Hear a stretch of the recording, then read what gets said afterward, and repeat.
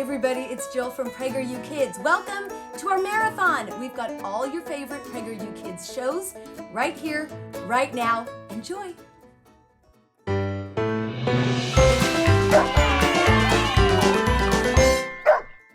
Welcome to Otto's Tales, storytime brought to you by PragerU Kids.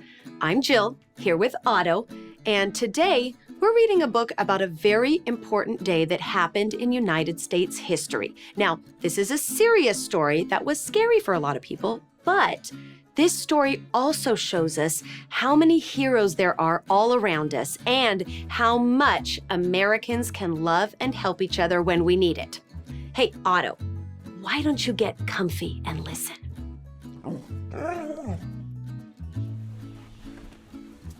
Okay. Let's read Otto's Tales. Today is September 11th.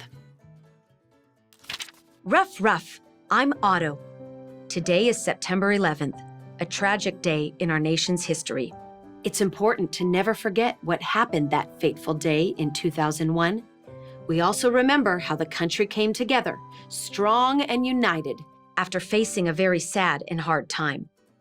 My best friend Dennis climbed to the top of the kitchen counter.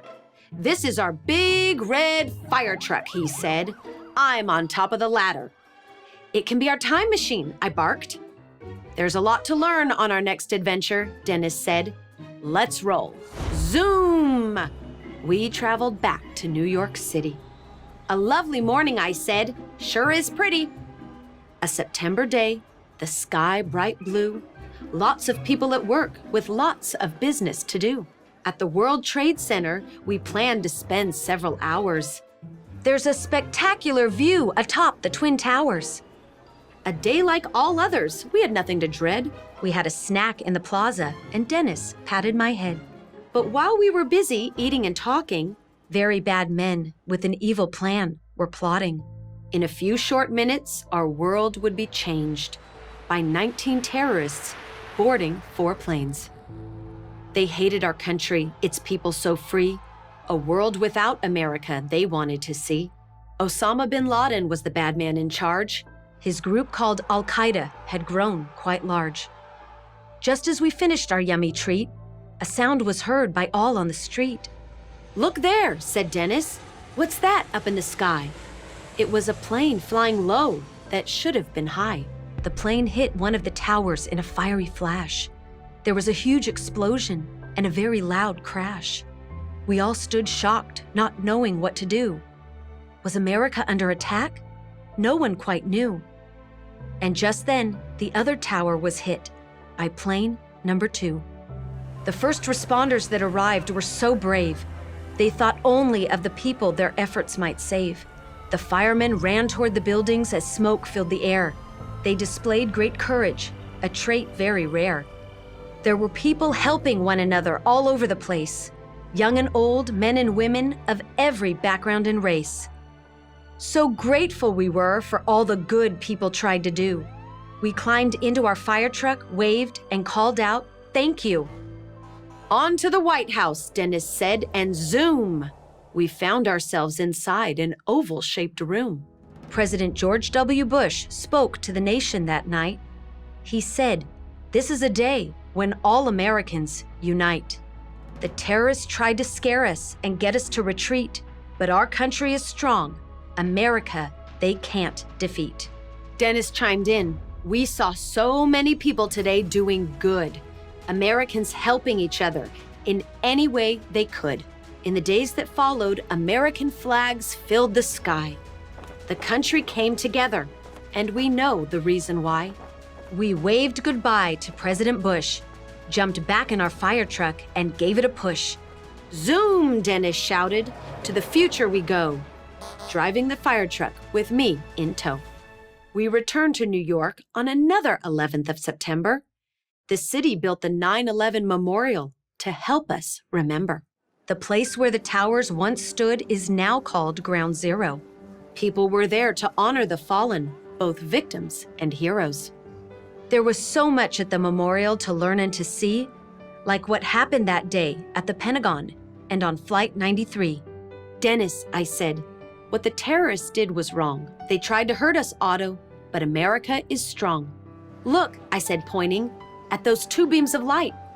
Dennis said, that's a shining memorial lit up every year on this night. It's September 11th, Otto. We call it Patriot Day. The tribute in light is an inspiring display. Then we hopped into our fire truck and once again zoom. Sirens blasted, wee-ow, wee-ow, back to Dennis's room. That was a very important adventure, I said. Why's that, Otto? Well, I never knew about September 11th and why we must never forget what happened that day. Yes, said Dennis.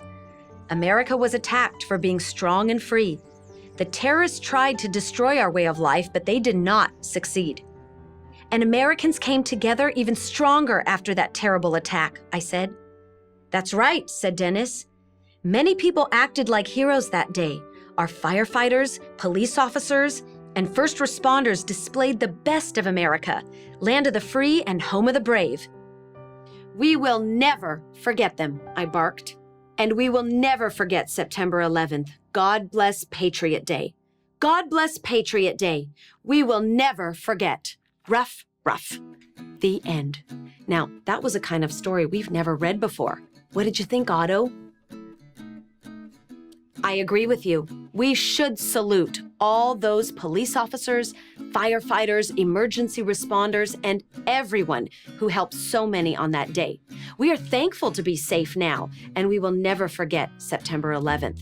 America needs us to keep helping each other and keep protecting our way of life. Remember that no matter what happens, Americans can be strong and make things right together, right? Right. Thank you for watching Otto's Tales. Check out some of our other stories too. Keep reading, keep learning, and always remember our American heroes. God bless all of them, and God bless you. Bye.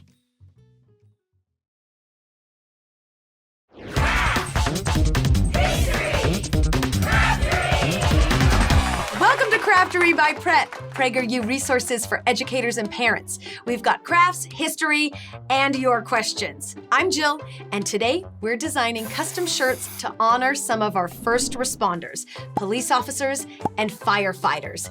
Here's what you'll need: black t-shirts, stencils of American flags, I got these online, glitter spray made especially for fabric, paint made especially for fabric in red and blue, tinfoil or wax paper, and tape to hold everything down. We've got a question. Why do we call police officers and firefighters first responders? Fair question. Okay, first responders are the first trained people to arrive on the scene of any kind of an emergency. They stop the emergency from getting bigger, and if someone needs help, they help them, no matter what.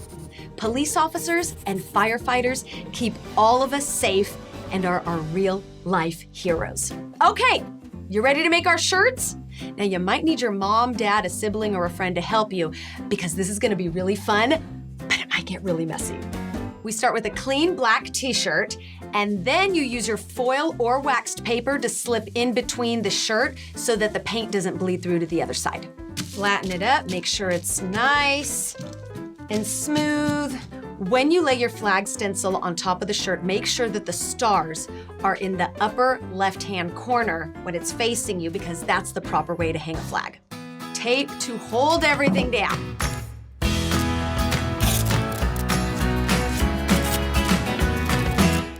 I do like to make sure that the corners of the tape are squared off for a little artistic thing I like to do, you'll see. Now this is the fun part, using the glitter spray paint. Shake it up.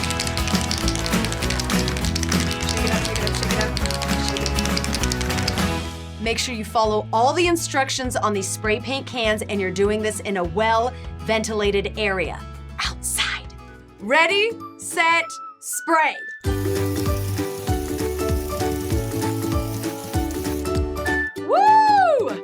Okay, you want to stay about 6 to 8 inches away from the fabric and spray one layer. I like to leave it a little distressed.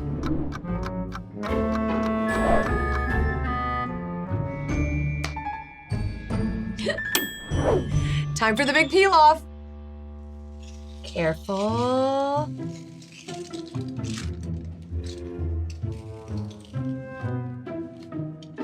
Very nice. This is why I wanted to keep the edges sharp, because I like this artistic frame around it. But that's just me. You can do whatever you want. Time for the stripes to honor our first responders. The red for firefighters goes right underneath where the stars are. And I just like to make it a little distressed. Doesn't have to be perfect. It never should be perfect. Now this is called the thin red line. And we also have the thin blue line. So where do these phrases come from anyway? If you want to get really historical about it, the phrase thin red line can be traced all the way back to the Crimean War, back in 1854, when the British were fighting the Russians. This part gets a little complicated, so you can look it all up with your parents. But over the next 100 years, the phrase was changed to say thin blue line to be used in TV shows that were made about police officers and in conversation in pop culture. People then started saying thin red line for firefighters, since the thin blue line was for police officers, and everything just kind of stuck. Which is why we sometimes see artistic interpretations of our flag to have thin blue lines and thin red lines included. And you should know, these are not official versions of our United States flag. Let this dry for a few hours and then, done! Get your shirt on, go find a police officer or firefighter and thank them for their service, for keeping us safe. Their jobs are not easy, and we are so grateful for all of them. Make them proud and wear your shirt. Okay, we hope you had a good time. If you've got ideas or questions for our next craftery, send them our way and send us your pictures. We want to see. Keep crafting, keep learning, and keep celebrating Land of the Free and Home of the Brave. Bye, guys.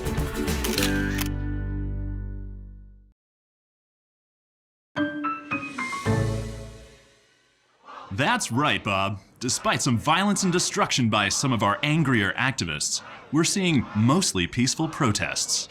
Protesters are demanding that the police be abolished. Well, Clint, these local activists want to abolish the police. They're claiming systematic oppression and want the U.S. system torn down. What is going on? Things are so weird right now. I know. Mrs. Calder gave us an assignment today about being activists for justice. Isn't Mrs. Calder your math teacher? Yeah, we learn math, but we spend a lot of time learning about the stuff they talk about in the news. That's weird. Isn't math class supposed to be for math? Why is everyone so angry? Are they burning a car? What does abolish even mean? That's enough. Let's get to the bottom of this. The app?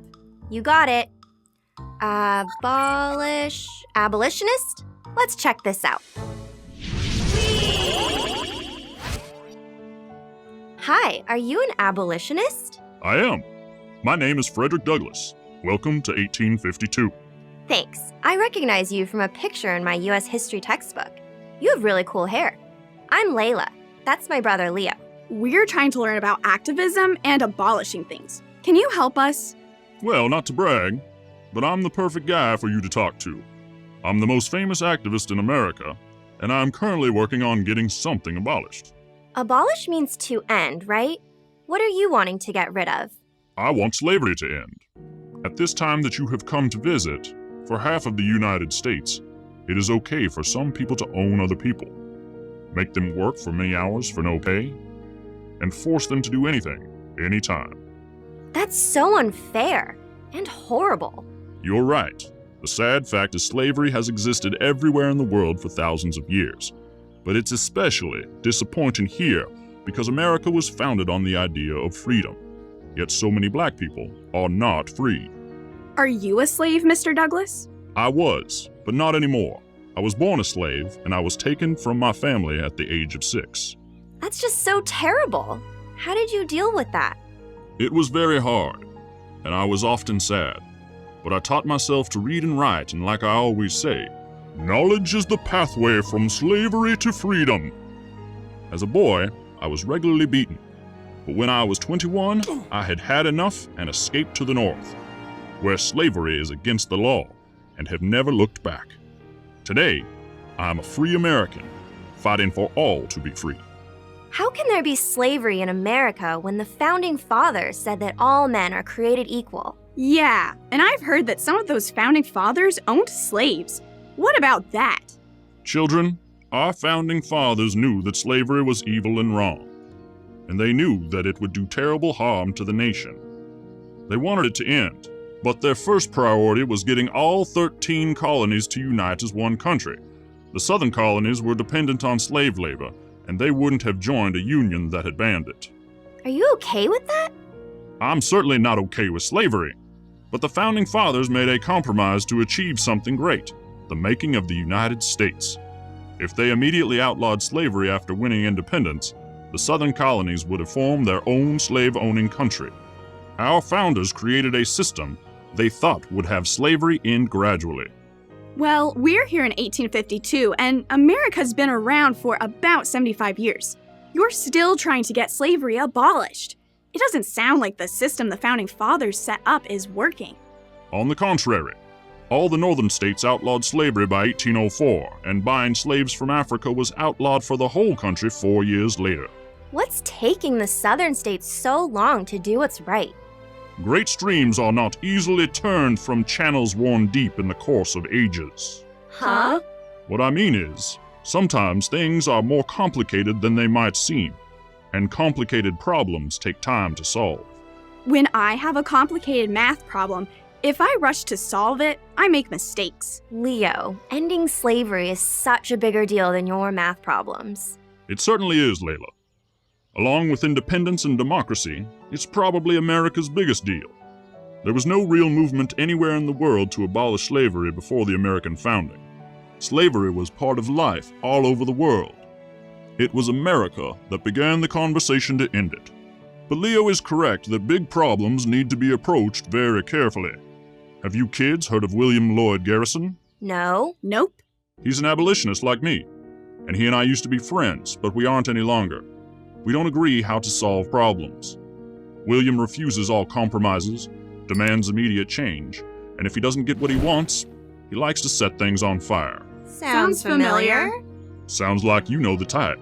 Yeah, we've got that type in our time. So, you're trying to work for change inside of the American system. Precisely, Layla. Our system is wonderful, and the Constitution is a glorious liberty document. We just need to convince enough Americans to be true to it. And people like Garrison don't just want slavery abolished, but the whole American system? You are correct. His approach is called radical. That means a complete fundamental change of everything. That seems silly. There are so many amazing things about America. Well, your way is definitely better. It's the right way to get change. I think so. But how are you so sure? Spoiler alert, in our time, you're considered an American hero, and that other guy isn't really known. And double spoiler alert. Also in our time, all Americans are equally protected under the law and have equal voting rights regardless of race. Does America have the same constitution in your time as the one here in 1852? We sure do. Same one, but with some changes called amendments. I knew the U.S. Constitution would survive and allow for positive change. We even had a black president. 2 terms. So, Mr. Douglas, do you think we should be activists, just not radical ones? Layla, your America where people are free and everyone is equal under the law sounds pretty great. But no place is perfect. So it's good to listen to activists who want to improve things. But they have to be willing to work inside our system. And they have to understand that change usually requires patience and compromise. Then you might want to join their cause. But if they are radicals like Garrison, you and your brother will be best served to stay away. I think I'm just gonna worry about surviving middle school for now. That sounds wonderful. And you, Leo? I'm just gonna worry about being a kid.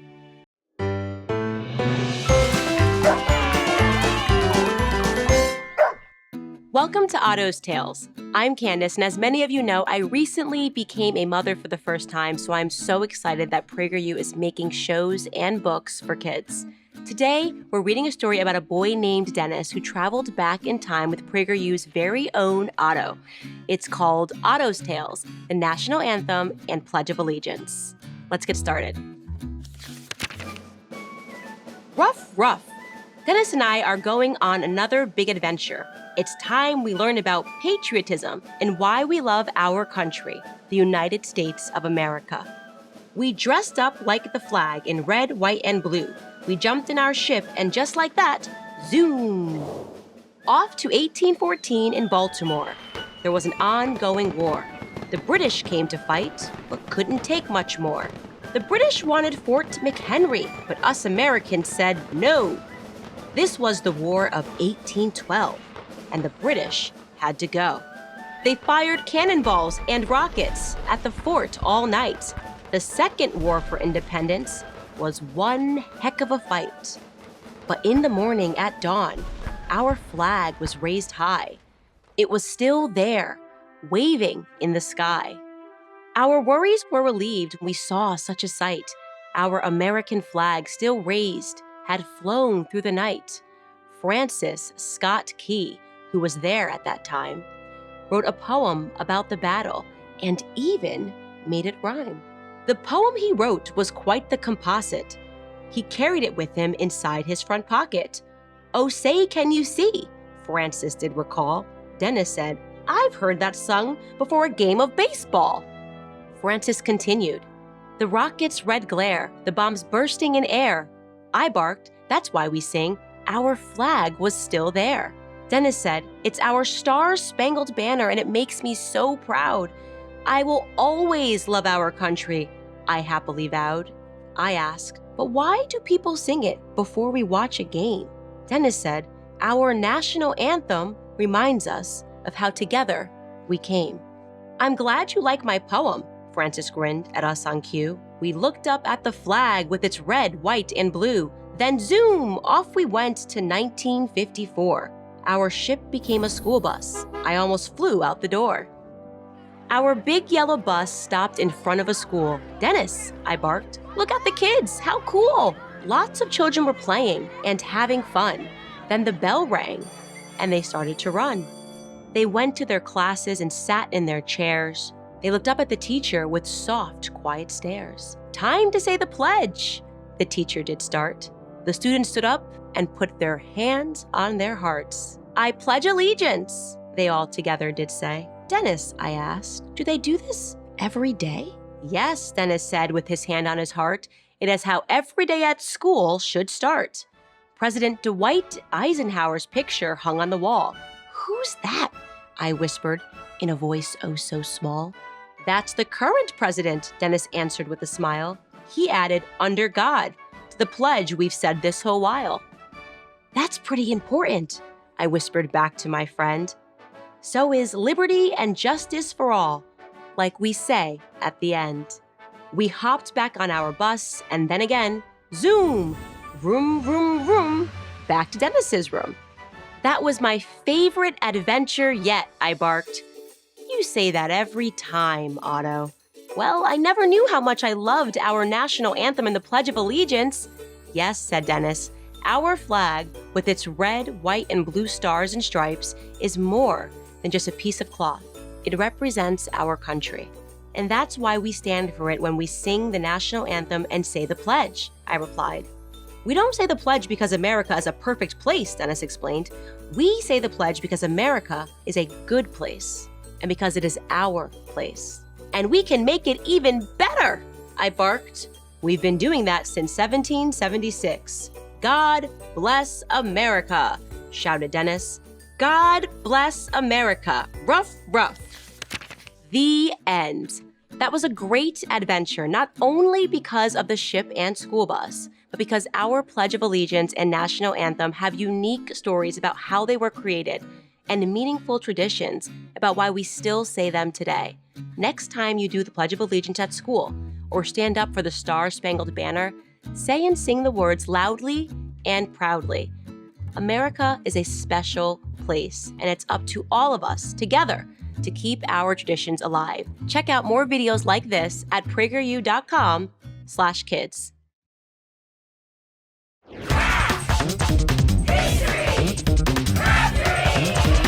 Welcome Welcome to Craftery, Crafts Plus History by PragerU Resources for Educators and Parents. Today is special because I've got friends with me, Will. Hello. And Amala. Hi. All right, you two, do you have any idea what we're doing here? I have no idea. Good! Today is a little bit different than a regular craftery because instead of a craft, we're actually hosting a 4th of July declaration ceremony for you. Have you ever heard of a 4th of July declaration ceremony? No? I haven't. You haven't because it's something very unique to PragerU. This is a party that you can have at home with your family and friends. It's a ton of fun and it's really special to do for our nation's birthday. Okay, here's what you need. Iced tea, salty pretzels, strawberries, blueberries, whipped cream, a small bell, an American coin, any American coin, and a printed Declaration of Independence. So this short ceremony teaches us the meaning of Independence Day and reminds us how lucky we all are to be Americans. We are lucky, right? Yes. We are. Oh, very lucky. Okay, are you two ready for all of this? Let's go. Let's go. A great way to start this party is to remember that before America was a nation, it was a Dream. It was a dream, yes! It began with the Pilgrims in 1620 who fled Europe so they could be free to practice their religion as they saw fit. They built lives in a land with limitless opportunities. About 150 years later, Americans were ready to break away from the old world. And on July 4th, 1776, our founding fathers took action and declared freedom from the tyranny of the King of England. Yes! Let's go. Now, we cannot forget that thousands fought and died for the freedom and liberty we have now, and that's where we are. So, pop quiz, Amala. Why is America different from all other countries? So, in 1776, most countries were based on nationality, religion, ethnicity, or geography, and America was based on a set of ideas. That's right, and that's why I told you this is why we brought the friends, because friends know great stuff, especially you two. Will, what are those ideas that make America so special? You can see them on every coin. You have E pluribus unum, liberty, and in God we trust. Yes, liberty, of course, means that we're free to pursue our dreams and work hard to be as successful as we can. In God we trust. Amala, I'll let you take this one. It means that our rights are given to us by God. That's right, and no human can take away our rights. And E pluribus unum, Will, means? From many one. America is made up of all sorts of different cultures, ethnicities, religions, but we all come together to make America what it is today. Yes, and it is unique. So, are you ready for the treats? Yes. Been ready. Yes, been ready. Okay. All of these things here on our table, things that you can put on your table, symbolize America's Declaration of Independence and the Revolutionary War that followed. So, let's start with a toast with our tea. Thank you. Thank you. Okay, we drink our sweet iced tea to remember the Boston Tea Party when patriots dumped British tea into the ocean instead of paying unfair taxes to King George. Cheers. Cheers. And everybody take a sip. That was more than a sip, Will. It's good tea. It's all right, it's a party. Pretzels. Now, pretzels remember the suffering of the salty tears of soldiers during the harsh winter at Valley Forge. The army was, of course, led by George Washington. Everybody take a bite. See the salt? The salty tears of the soldiers. That's what we gotta remember. And another sip of the tea. Gotta wash down the salt. You got it. Our bell. Now we ring a small bell to remember when our great Liberty Bell, now in Philadelphia, rang to proclaim the surrender of King George's armies. Woo! Woo! America! All right, now the best part, the part you two have been waiting for. We eat strawberries and blueberries and whipped cream to celebrate our American flag. Now, we know, of course, that the colors of our flag are red, white, and blue. Right. What does red stand for? Hardiness and valor. Yes, it means we're strong. What does blue stand for? Justice and perseverance. Yes, and white stands for purity. Okay, guys, go.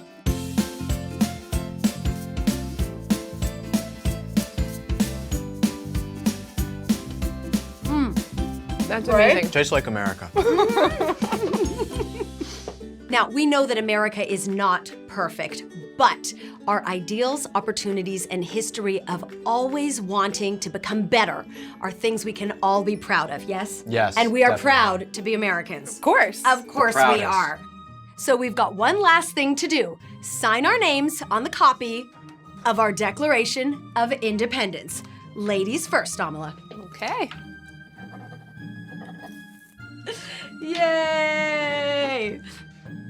Jill, that is a fantastic signature. Yes! And that is our 4th of July declaration ceremony. But I have one more surprise for both of you. Do you? More whipped cream? Later, yes.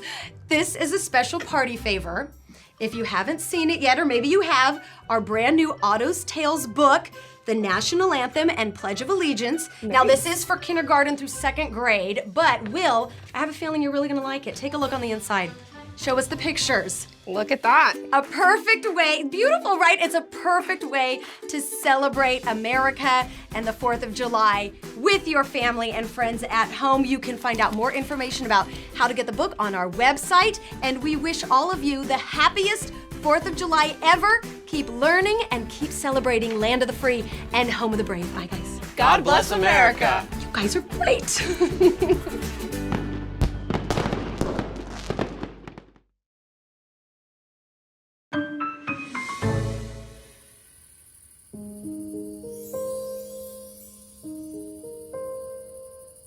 Hey, Leo.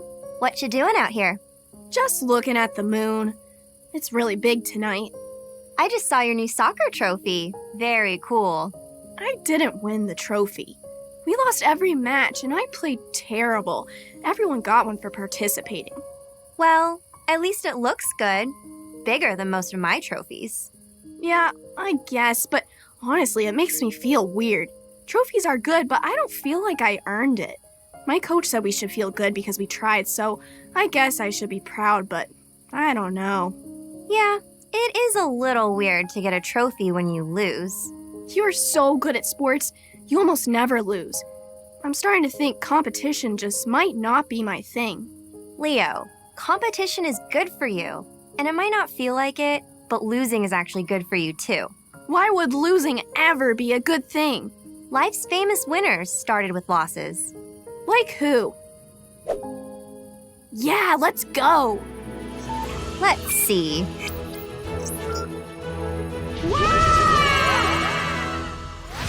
Layla, we're in outer space. Leo, I think we're on the moon. Was my phone listening to us?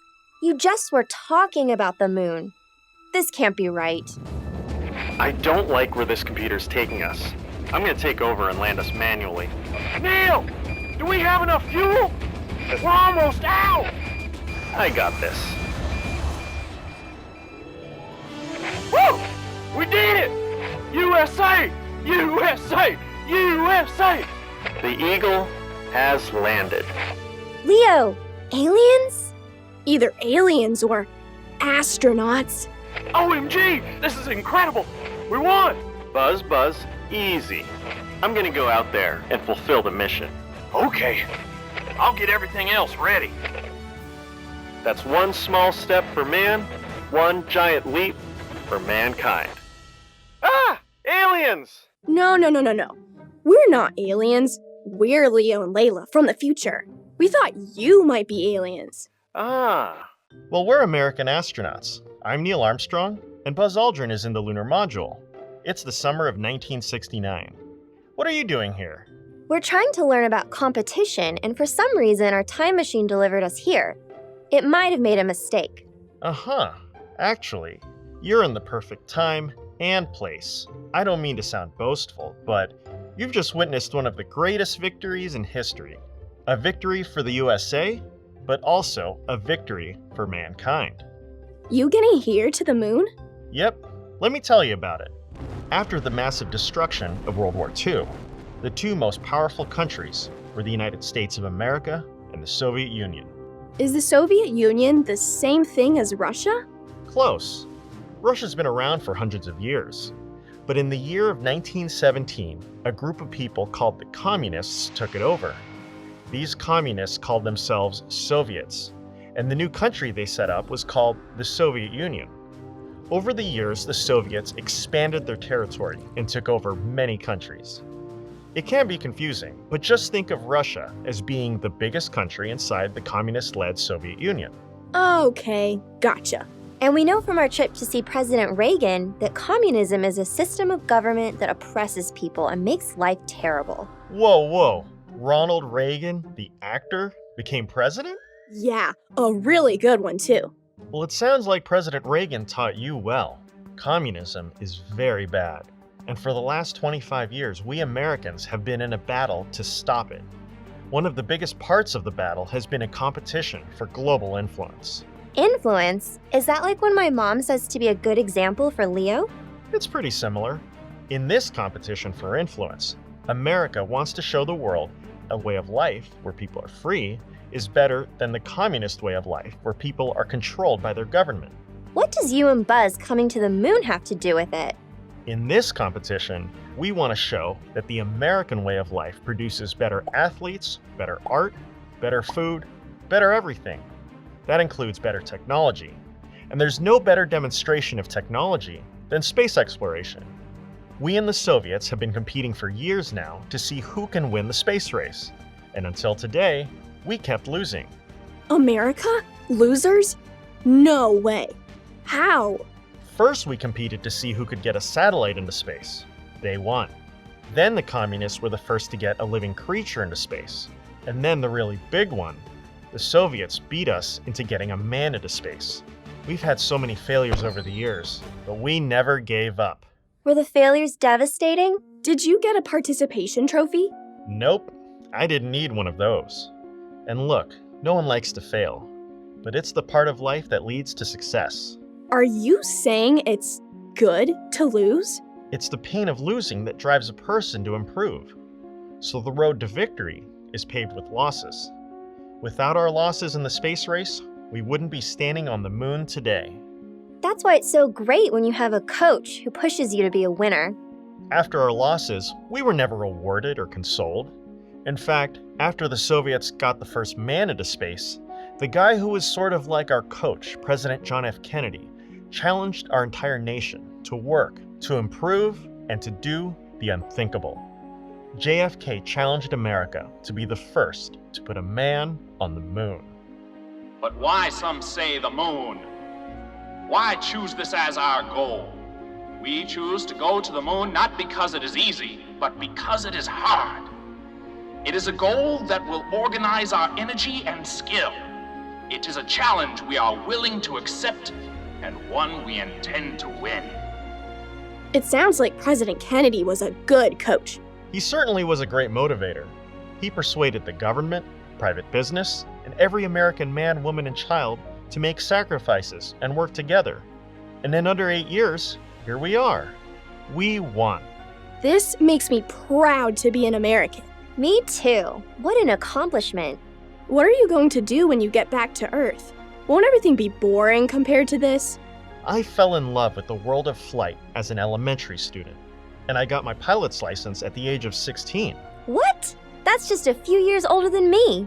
I even flew 78 missions during the Korean War, and now I'm the first man to walk on the moon. I want to teach people about airplanes and how they fly. Maybe I can even help students learn from their losses on the way to victory. Neil, you've got a call! It's the president! Well, kids, it's been nice talking to you, but I've got to get back to work. Of course, Mr. Armstrong. It's been an honor to meet you.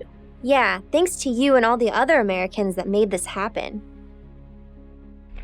Hello, Mr. President. Thank you. You feel better? Yeah. Going to keep competing? Totally. If I get more participation trophies, no problem. I'm not going to let trophies of any kind affect me. I'm just going to work to get better. If I turn my weak foot into a strength, I'll be really tough to stop. Love it. Let's get home. Hey, Buzz, are you ready to get out of here?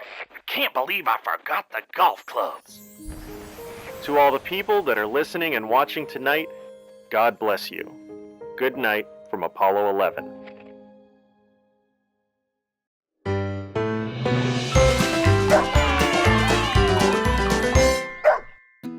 Otto's Tales. Story time brought to you by PrEP, PragerU resources for educators and parents. I'm Jill, and today I'm going to share Hans Christian Andersen's famous and funny folktale that has a very important lesson for all of us to remember. Oh, thanks, Otto. Thanks, Otto. Kind of fun. Thank you, Otto. I'm good. It's called The Emperor's New Clothes. Once upon a time, there lived an emperor who loved fancy new clothes. Jackets woven with gold, trousers laced with silver, made with the softest and most lavish materials. The emperor spent his fortune buying new costumes for every hour of every day and rarely paid attention to his people, his army, or anything else. One day, two mysterious travelers came to town. They quickly told everyone how they design the most beautiful outfits money can buy. They described a most fascinating and peculiar quality that only their garments possessed. The clothes they made had the power to become invisible to those who were not smart enough to see them in plain sight. Those must be very special and valuable clothes, the emperor thought. I must get some of my own so that I may find out who in my empire is not wise enough to serve on my staff. The emperor then paid the travelers a large sum of money so they could begin their work. The travelers snickered as they took the emperor's payment, then set up 2 looms to begin their project. They called for the finest silks and threads to be delivered to them. Then they began to weave nothing. Day and night, they toiled away weaving nothing that could be seen by anyone. As for the silks and threads that were delivered to them, well, the travelers took those for themselves. About this time, the emperor was curious to see how his new wardrobe was coming along, so he sent his most intelligent advisor to check on the 2 men's work. Seeing the looms, the advisor gasped in shock. Where are all the clothes? He silently thought, but he dared not say it out loud for fear that the whole town would think him foolish. What do you think of the designs? Aren't they beautiful? The workers asked eagerly, knowing that their looms were, in fact, empty. The advisor was dumbfounded. Yes, they're remarkable, he replied, to not let on that he did not see any material at all. The men then described all the colors, stitches, and patterns in detail, and the advisor listened closely so he could accurately report back to the emperor. The travelers then demanded more money to finish their work. The advisor paid them and returned to the palace. The emperor soon sent another trusted advisor to check on the progress. He too saw nothing on the looms, but praised the men's work to not seem like a fool. Finally, the emperor went to get his new wardrobe.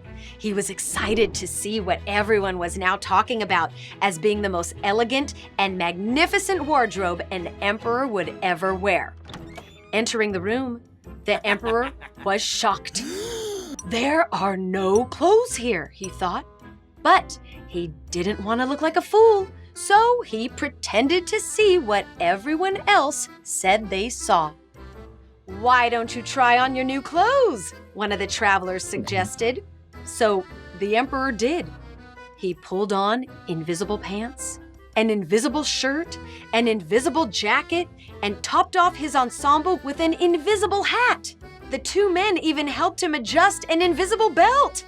But really, the emperor was wearing nothing. The emperor then set out on a walk to show everyone in his town the outfit that only smart people would be able to see. The townspeople applauded and complimented him. What handsome garments! What luxurious materials!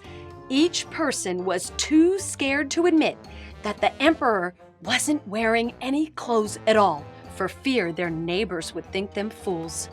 The emperor then started to feel very good about himself in his new clothes.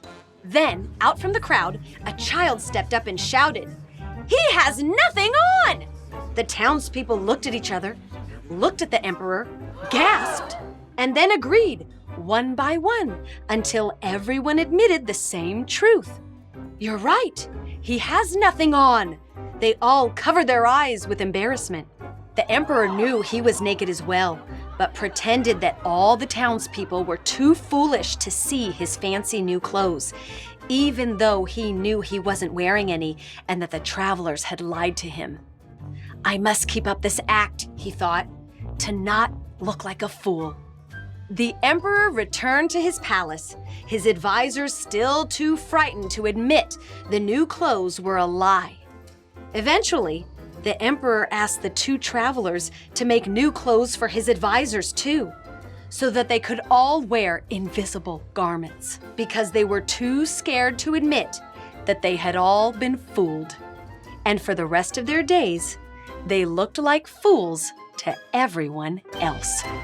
The end. This is one of my favorite stories ever because it reminds us that truth is real. There is only one truth, and it's important for us to learn how to find it and to not be afraid to speak up for it, even if no one else will. Once someone sees another person speak up for truth, more start speaking up too. Otto! Oh, well, thank you! Hey, do you think it was hard for the townspeople to admit that something was wrong?